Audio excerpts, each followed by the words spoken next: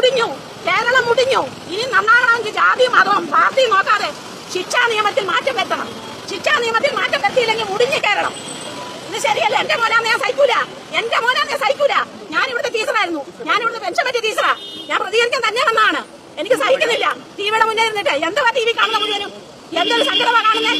ടീച്ചർമാരെ ശരിയായ രീതിയിൽ പരിശീലിപ്പിക്കുക, രക്ഷിതാക്കളെ ശരിയായ രീതിയിൽ കൗൺസിലിംഗ് കൊടുക്കുക, ശിക്ഷാ നിയമത്തിൽ മാറ്റം വരുത്തുക. ഗൾഫിലൊക്കെ നടത്തുന്നവരാണ് ശിക്ഷ ഇവിടെ വരണം. എന്നാലും രക്ഷാതെ കൈ വെട്ടണം കാല് വെട്ടണം അതിന് ഒക്കത്തില്ല ഇവിടെ. ഇത് ശരിയല്ല ചെയ്തത്. എന്റെ കുഞ്ഞാന്ന് ഞാൻ സഹിക്കുവോ? എന്റെ കുഞ്ഞാന്ന് ഞാൻ സഹിക്കുവോ? എനിക്ക് താമരശ്ശേരി പോകാൻ ഞാൻ പോയി താമരശ്ശേരി ഒരു 10ാം ക്ലാസ് പഠിക്കുന്ന കുട്ടിയെ നശിപ്പിച്ചിട്ടെ എന്ത് മര്യാദയാണ് കാണിച്ചിരിക്കുന്നത്? എന്ത് മര്യാദ? ഇതൊന്നും സഹിക്കാൻ പറ്റുന്ന കാര്യമല്ല.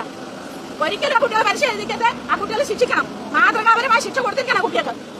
15 ബാല നിയമങ്ങളെല്ലാം മാറ്റണം. ടീച്ചർമാർക്ക് നല്ല ഒന്നാമത്തെ ചൂരവടി കൊടുക്കണം. ടീച്ചർമാരുടെ കൈ ചൂരവടി വേണം. അല്ലാതെ ഈ ലോകം നന്നാകാൻ പോകുന്നില്ല.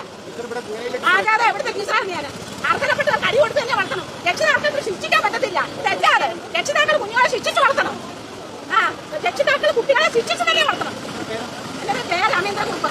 പ്രതികരിക്കാൻ തന്നെ വന്നാൽ ടിവിയുടെ മുന്നേ സഹിക്കാൻ പറ്റുന്നില്ല. അതുകൊണ്ട് വന്നതാണ്. ഇത് ശരിയല്ലേ ചെയ്യുന്നത്?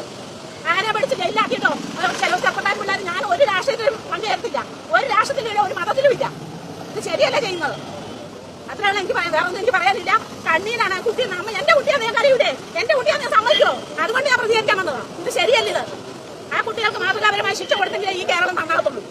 ശരിക്കും ശിക്ഷാ നിയമത്തിൽ മാറ്റം വരുത്തണം. അത്ര എനിക്ക് പറയാൻ.